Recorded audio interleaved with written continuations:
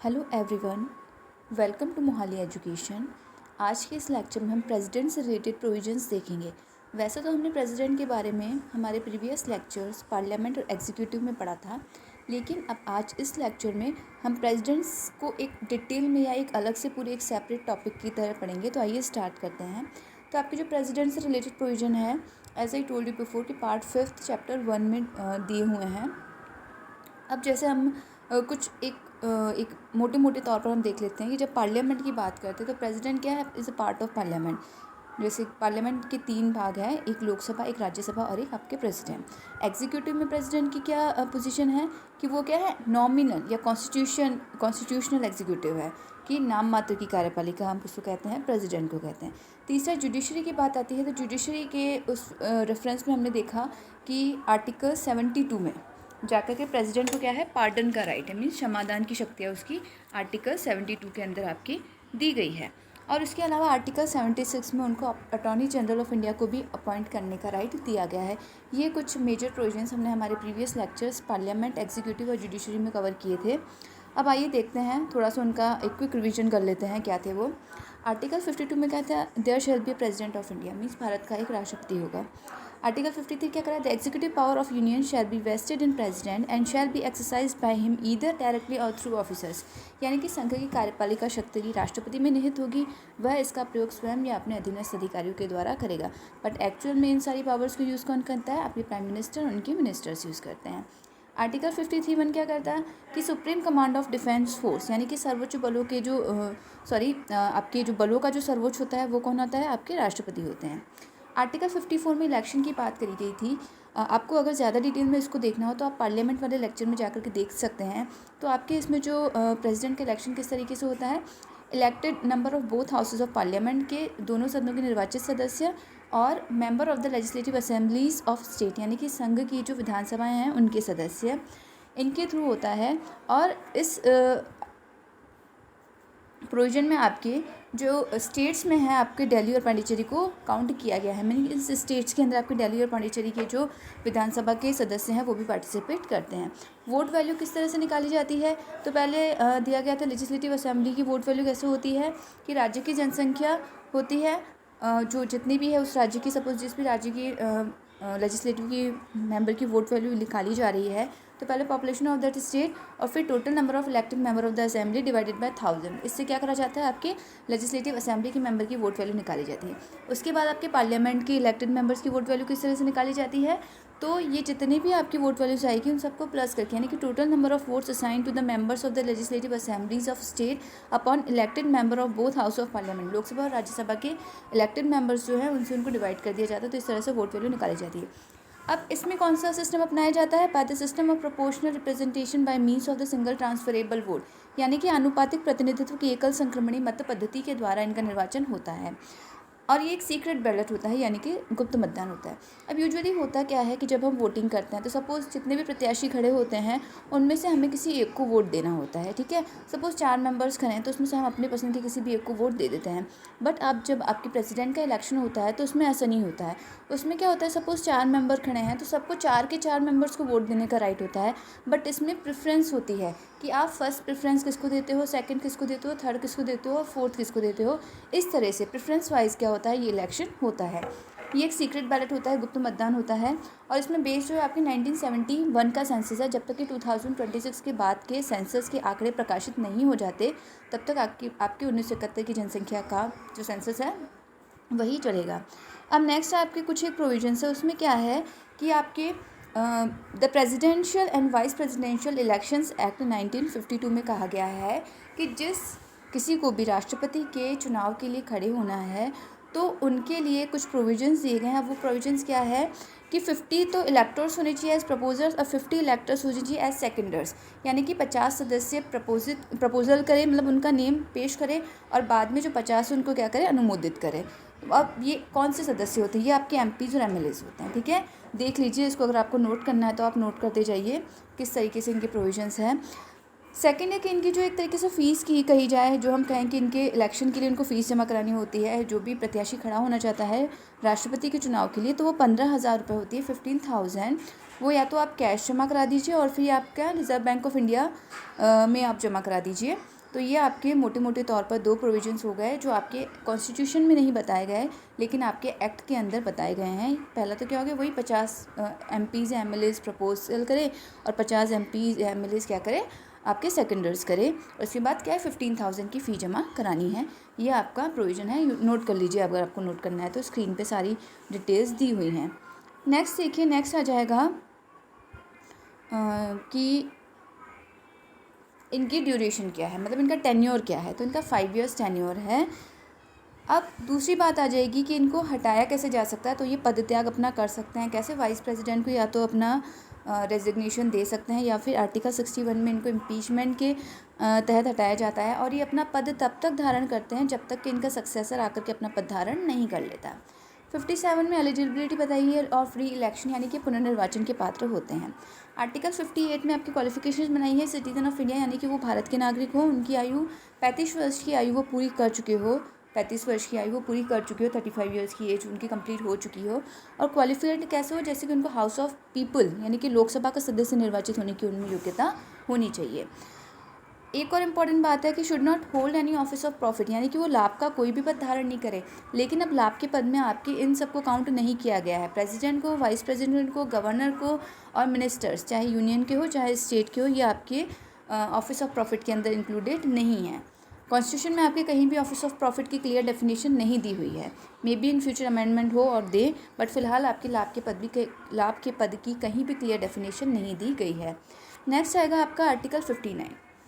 Article 59 क्या कहता है कि क्या नहीं होना चाहिए, डिस्क्वालिफिकेशन क्या हो सकती है। तो shall not be A member of either house of parliament, वो पार्लियामेंट के मतलब किसी भी हाउस के मेंबर नहीं होने चाहिए। Shall not hold any office of profit, वही कोई लाभ का पद धारण ना करे। उनकी सैलरीज और अलाउंसेस कैसे होते हैं, जैसे पार्लियामेंट या फिर सेकंड शेड्यूल में डिस्क्राइब हो, या तो पार्लियामेंट डिस्क्राइब करेगी या फिर जैसे आपका शेड्यूल में डिस्क्राइब हो। अब ओथ और अफर्मेशन वो किसके सामने लेंगे, आर्टिकल 60 कह रहा है कि चीफ जस्टिस ऑफ इंडिया के सामने। और अगर चीफ जस्टिस ऑफ इंडिया नहीं है अवेलेबल तो सीनियर मोस्ट जज ऑफ द सुप्रीम कोर्ट, जो सबसे वरिष्ठतम या ज्येष्ठतम जो आपके जज होंगे सुप्रीम कोर्ट के, उनके सामने वो ओथ लेते हैं। नेक्स्ट आर्टिकल 61 इम्पीचमेंट है।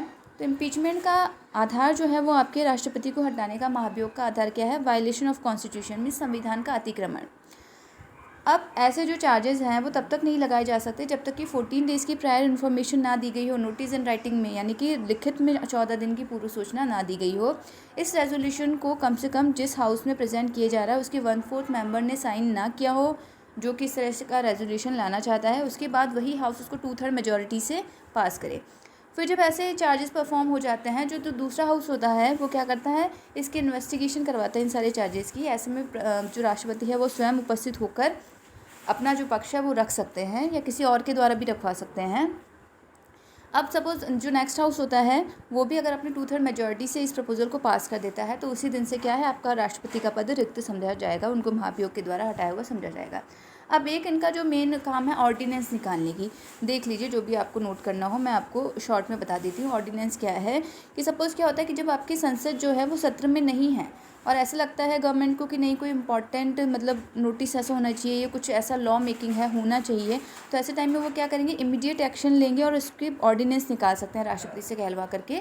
तो राष्ट्रपति ऑर्डिनेंस निकालते हैं। ऐसी सजेशन कौन देगा, आपका पीएम या उनके मिनिस्टर्स देते हैं। उसके बाद राष्ट्रपति आपका क्या करेंगे, ऐसा ऑर्डिनेंस निकाल देंगे। लेकिन ये जो है ऐसा ऑर्डिनेंस या अध्यादेश 6 सप्ताह की समाप्ति के बाद प्रवर्तन में नहीं रहेगा अगर उसका अनुमोदन ना हो जाए। और सपोज़ अनुमोदन हो जाता है यानी कि उसको रिजेक्ट कर दिया जाता है तो वो उसी टाइम ख़त्म हो जाता है, या तो वो 6 वीक्स तक रहेगा।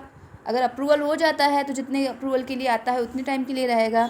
लेकिन अगर सपोज़ उसी टाइम पे उसका अनुमोदन हो जाता है कि उसको रिजेक्ट कर दिया जाता है तो वो उसी टाइम पे ख़त्म हो जाएगा। फिर ऐसा जो अध्यादेश है राष्ट्रपति किसी भी टाइम खुद भी वापस ले सकते हैं। ठीक है, तो ये बहुत इंपॉर्टेंट आर्टिकल है, आर्टिकल 123 ऑर्डिनेंस, नोट कर लीजिए इसको अगर आपको करना है तो। ठीक है, नेक्स्ट देखिए, नेक्स्ट आपके उसमें कुछ एक्स्ट्रा प्रोविजंस है जो हमने मतलब वैसे तो हमने पढ़े ही हैं जब हमने आपके पार्लियामेंट, एग्जीक्यूटिव, जुडिशरी के प्रोविजंस जब हमने करे थे तो हमने इसमें राष्ट्रपति की ये पावर्स देखी थी। बट अब हम एक जगह सारा मटेरियल इकट्ठा करके सिंपली एक देख लेते हैं कि क्या है उनके एक्स्ट्रा प्रोविज़न। तो पहली बात तो ये कि he is the head of the state, क्या है वो राज्य का प्रमुख है। ही रिप्रेजेंट्स द नेशन, वो नेशन को रिप्रेजेंट करता है, but does not rule the nation, लेकिन नेशन का शासन नहीं कर रहा। He is the symbol of the nation, क्या है वो नेशन का एक सिंबल है। बहुत रिस्पेक्टेड पोस्ट है ये इन शॉर्ट आपके जो राष्ट्रपति की है। अब इनके कुछ लिमिटेशंस है, ठीक है। अब उनकी लिमिटेशंस क्या है, लेजिस्लेचर वे में देखते हैं कि सपोज़ कोई भी बिल इनके पास आता है। अब कितने तरीके के बिल होते हैं मैंने आपको प्रीवियस जो लेक्चर में बताए थे कौन कौन से होते हैं आपके, ordinary bill, finance bill, money bill और अमेंडमेंट बिल, ये 4 तरीके के बिल होते हैं। तो इन सपोज़ कोई बिल पास होकर के आया है इनके पास में, तो या तो वो उनको साइन कर सकते हैं, साइन कर दिया अप्रूवल हो जाएगा और वो क्या है लॉ बन जाता है, या तो वो उसको विदहेल्ड कर सकते हैं, रोक सकते हैं, या फिर उसको रिटर्न कर सकते हैं, ठीक है। अब सपोज इफ प्रेसिडेंट रिटर्न्स और विदहोल्ड, या कुछ ऐसा करते हैं कि विदहोल्ड कर देते हैं, रिटर्न कर देते हैं, till expiry and same bill is again introduce and pass in the parliament, लेकिन वही बिल क्या है वापस से पार्लियामेंट से पास हो जाता है, तो ऑटोमेटिकली बिकम्स अ लॉ, मतलब बाद में उनके साइन वाइन की भी नीड नहीं है, वो ऑटोमेटिकली लॉ बन जाता है। तो ये उनकी कुछ लिमिटेशंस है कि उनकी जो पावर है वो क्या है बहुत ज़्यादा नहीं है, मतलब इतनी सुपीरियर नहीं है, तो उनकी पावर ये लिमिटेड पावर है ये। नेक्स्ट आ गया आपका एग्जीक्यूटिव, देखते हैं एग्जीक्यूटिव में अब आपके क्या दिया हो गया है कि although the president is bound by the constitution to act on the advice of the prime minister, it is ultimately the president who gives final order. Means कि माना जाता है कि आपके जो प्रेजिडेंट है वो किससे बाउंड है, प्राइम मिनिस्टर और उनके जो मिनिस्टर्स हैं उनकी एडवाइस से, लेकिन जो फाइनल ऑर्डर होता है वो उन्हीं का होता है। इट मीन्स बस एक फॉर्मेलिटी सी ही होती है, आपका डिसीजन तो किसका चल रहा है, पीछे से जो बैक में चल रहा है आपके प्राइम मिनिस्टर और मिनिस्टर्स, उनके ही डिसीजन यूजुअली चल रहे होते हैं। नेक्स्ट जुडिशरी की बात आ जाएगी, तो वही आर्टिकल जो मैंने आपको बताया 72 में, वो क्या है जो आपके पार्डन्स के राइट है वो उनके पास में है। अब ड्यूटी क्या है उनकी, the primary duty of the president is to preserve, protect and defend the constitution, constitution को उनको प्रिजर्व करना है, प्रोटेक्ट करना है और उसको बचाना, डिफेंड करना है। And the law of India as made part of his oath, जैसे उन्होंने ओथ ली है कि हाँ वो भारत की रक्षा करेंगे एंड ऑल आर्टिकल 60 के अंदर, तो उनको ये ड्यूटी पूरी करनी है। अब पावर्स ऑफ प्रेजिडेंट देख लेते हैं। सबसे पहले लेजिस्लेटिव पावर्स क्या हैं उनकी, तो अब लेजिस्लेटिव पावर क्या है, is constitutionally vested in the parliament, basically जो लेजिस्लेटिव मीन्स कानून बनाना, तो कानून बनाने की जो अल्टीमेट पावर है वो तो किसके पास है, आपके पार्लियामेंट के पास है, दोनों हाउसेस के पास, लोकसभा है राज्यसभा है, लोकसभा के पास ज़्यादा पावर्स है, ठीक है। तो बट एक चीज़ है कि he can dissolve the Lok Sabha, वो लोकसभा को डिज़ोल्व कर सकते हैं, बट उनकी प्रोविजन अलग है। अगर ऐसा आपके होता है कि सपोज़ कहते हैं ना कि सरकार गिर गई वाली चीज़ हो जाती है, या मतलब सपोर्ट चला जाता है, जब कोalition वाली जो गठबंधन की सरकार होती है यूजुअली उनमें सपोर्ट अगर चला जाता है तो लोकसभा विघटित हो जाती है, तो ऐसे जो डिसीजंस होते हैं वो फिर उनको लेने होते हैं। या सपोज़ प्राइम मिनिस्टर सजेस्ट करते हैं कि आप लोकसभा का विघटन कर दीजिए, तो ऐसे कुछ कंडीशंस होती है जब उनको क्या है लोकसभा को डिसॉल्व करना पड़ता है। द प्रेजिडेंट इनाग्रेट्स पार्लियामेंट, अब वो जब न्यू पार्लियामेंट, जब भी कोई इलेक्शन होते हैं तो उसके बाद जब फर्स्ट टाइम पार्लियामेंट आती है तो वो इनाग्रेट करते हैं पार्लियामेंट को, एड्रेस करते हैं उसको, ठीक है, फर्स्ट सेशन को हर साल। अब जब बिल पास होता है तो वो चीज़ अभी मैंने आपको बता दी कि किस तरह से वो साइन कर सकते हैं, विदहेल्ड कर सकते हो, रिटर्न कर सकते हैं। He can exercise pocket veto, pocket veto क्या है, on the advice of the prime minister council of minister, मतलब किसी बिल को रोक करके रखने के लिए वो पॉकेट वीटो यूज़ कर सकते हैं, बट वो बहुत ही थोड़े टाइम के लिए यूज़ होता है। एज अल्टीमेटली तो राइट्स किसके पास है, हमने पहले ही देखेंगे पार्लियामेंट के पास अल्टीमेट राइट है लॉ मेकिंग के। अब नेक्स्ट आ गया आपका आर्टिकल 143। अब आपका आर्टिकल 143 क्या कह रहा है कि आपका आर्टिकल 143 ये कंडीशन डिस्क्राइब कर रहा है जिसमें क्या किया जा सकता है कि जिसमें आपके उच्चतम न्यायालय से परामर्श करने की राष्ट्रपति की शक्ति को हमने देखा था जुडिशरी वाला जब हमने लेक्चर कवर किया था। तो किस तरह से क्या होता है, सपोज़ कोई ऐसा टॉपिक राइज हुआ है या कोई विधि या सार का महत्वपूर्ण प्रश्न है तो वो क्या कर सकता है, कंसल्ट कर सकता है किससे, सुप्रीम कोर्ट से, और फिर सुप्रीम कोर्ट जैसी चाहे वैसी राय दे सकता है। तो आर्टिकल 143 इस चीज़ की बात करता है। नेक्स्ट आ गया आपको वही ऑर्डिनेंस जो मैंने पिछले अभी आपको जस्ट अभी एक्सप्लेन किया था, तो ये सब लेजिस्लेटिव पावर्स में आइए आपका आ जाएगा। अब इनकी एग्जीक्यूटिव पावर क्या है, एग्जीक्यूटिव पावर्स क्या है कि ये बाउंड है basically advice of ministers, prime minister उनके मिनिस्टर्स की एडवाइस ये बाउंड है। He can do nothing contrary to their advice nor can do anything without their advice, वो कुछ भी नहीं कर सकते उनकी एडवाइस के बिना, और ना ही उनकी एडवाइस के अगेंस्ट जाकर के कुछ कर सकते हैं। अब आर्टिकल 53 क्या आ गया, आर्टिकल 53 जो आपका कह रहा था, क्या कह रहा था कि वही कि संघ की कार्यपालिका शक्ति भी राष्ट्रपति में निहित होगी, वह उसका प्रयोग स्वयं अपने अधीनस्थ अधिकारियों के द्वारा करेगा। अब इसमें एग्जीक्यूटिव पावर्स में कुछ है, जैसे आर्टिकल 70। अब आर्टिकल 70 आपका क्या कह रहा है कि अन्य आकस्मिकताओं में राष्ट्रपति के कृत्यों का निर्वहन, मतलब कुछ ऐसी इमरजेंसी होगी, कुछ ऐसी सडनली, कुछ इमरजेंसी नहीं कहूँगी मैं, गलत मैंने यूज़ किया, आकस्मिकता सडनली ऐसा कुछ हुआ है कि जो इस नहीं है, एक्सप्लेन नहीं किया हुआ है, तो जैसे संसद कहेगी वैसे राष्ट्रपति अपने कर्तव्यों का निर्वहन कर सकेगा, जैसे संसद बंद करेगी वैसा। ठीक है, नेक्स्ट आ गया आर्टिकल 160 कि कुछ ऐसा सडनली हो गया है कि क्या हो गया है कि उनको राष्ट्रपति को राज्यपाल के, किसी राज्य के राज्यपाल के ड्यूटीज़ को फॉलो करना पड़ रहा है या कर्तव्यों का निर्वहन करना पड़ रहा है, तो वो ऐसा आर्टिकल 160 के अंदर कर सकते हैं।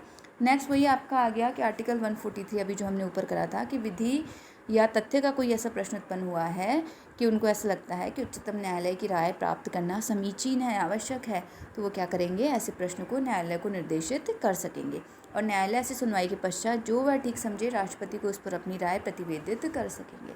नेक्स्ट आ गया आपके जुडिशियल पावर। जुडिशियल पावर्स में क्या है आपके कि वो क्या करते हैं, चीफ जस्टिस ऑफ इंडिया को अपॉइंट करते हैं।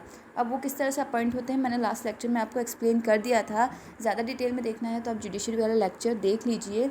ठीक है, बाद में सीजेआई की सलाह के बाद वो किसके, बाकी जजेस को भी वो अपॉइंट करते हैं। वो जजेस को हटा भी सकते हैं इम्पीचमेंट का, सपोज जब प्रोसेस पूरा हो जाता है तो लास्ट में एंड में ऑर्डर कौन देता है, आपके प्रेसिडेंट ही ऑर्डर देते हैं। आर्टिकल 76 में अटॉर्नी जनरल ऑफ इंडिया को अपॉइंट कर सकते हैं। ये सारे प्रोविजन जुडिशियल के जुडिशरी में मिल जाएंगे आपको डिटेल में, एग्जीक्यूटिव के एग्जीक्यूटिव में मिल जाएंगे और लेजिस्लेटिव के लेजिस्लेटिव वाले लेक्चर में मिल जाएंगे, तो आप जाकर के वहाँ पर देख सकते हैं।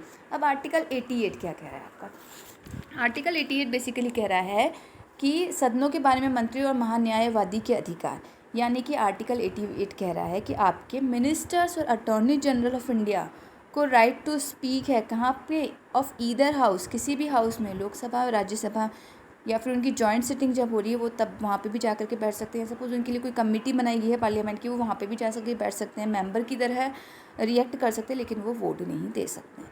ठीक है, नेक्स्ट आ गया कि वही आर्टिकल 143 उच्चतम न्यायालय से परामर्श करने की शक्ति।